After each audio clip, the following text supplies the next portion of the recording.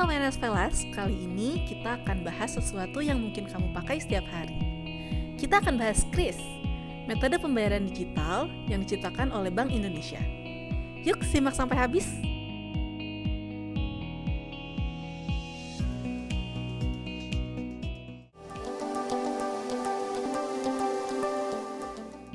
Kris atau Quick Response Code Indonesian Standard adalah standar nasional kode QR untuk pembayaran, dikembangkan oleh Bank Indonesia dan Asosiasi Sistem Pembayaran Indonesia. Kris lahir karena kebutuhan menyederhanakan ekosistem pembayaran digital. Waktu itu, makin banyak orang pakai dompet digital, tapi sistemnya terpecah-pecah. Dulu, tiap aplikasi punya QR sendiri. GoPay beda dengan OVO, beda dengan Dana. Maka dari itu, Bank Indonesia hadir membawa solusi Kris.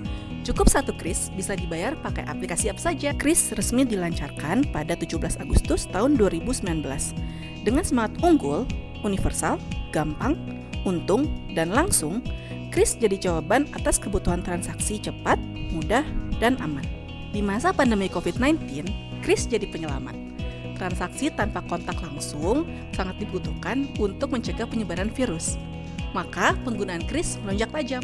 Bank Indonesia mencatat hingga akhir 2020, jutaan merchant, terutama UMKM, sudah menggunakan Kris.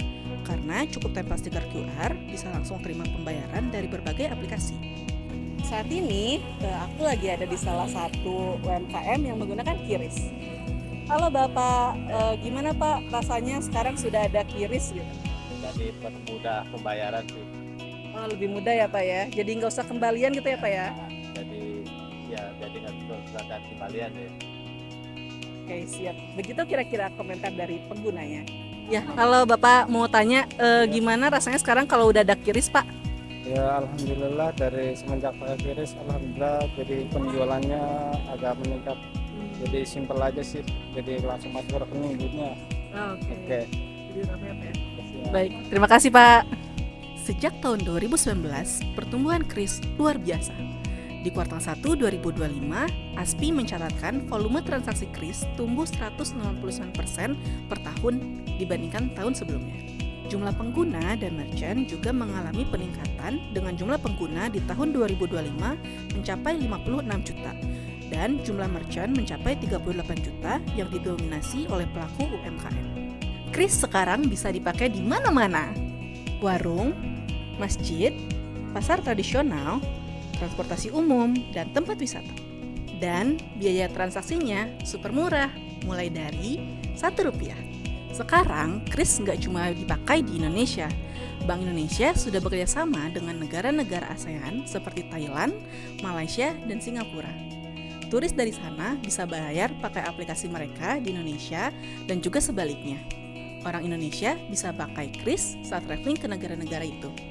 Mulai 17 Agustus 2025, Kris juga akan resmi digunakan di Jepang.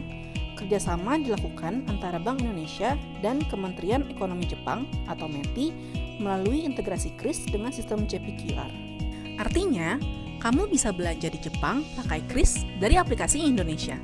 Dan sebaliknya, turis Jepang bisa scan Kris saat liburan ke Bali atau Jakarta dan kota-kota lain di Indonesia. Plus, ada rencana ekspansi ke Cina, India, Korea Selatan, dan Arab Saudi juga. Dunia mulai mengenal standar buatan Indonesia. Saat ini, Bank Indonesia juga sedang mengembangkan Kris Tuntas, fitur yang memungkinkan tarik tunai, setor tunai, transfer antar pengguna, dan juga belanja di luar negeri. Semua cukup dari satu aplikasi.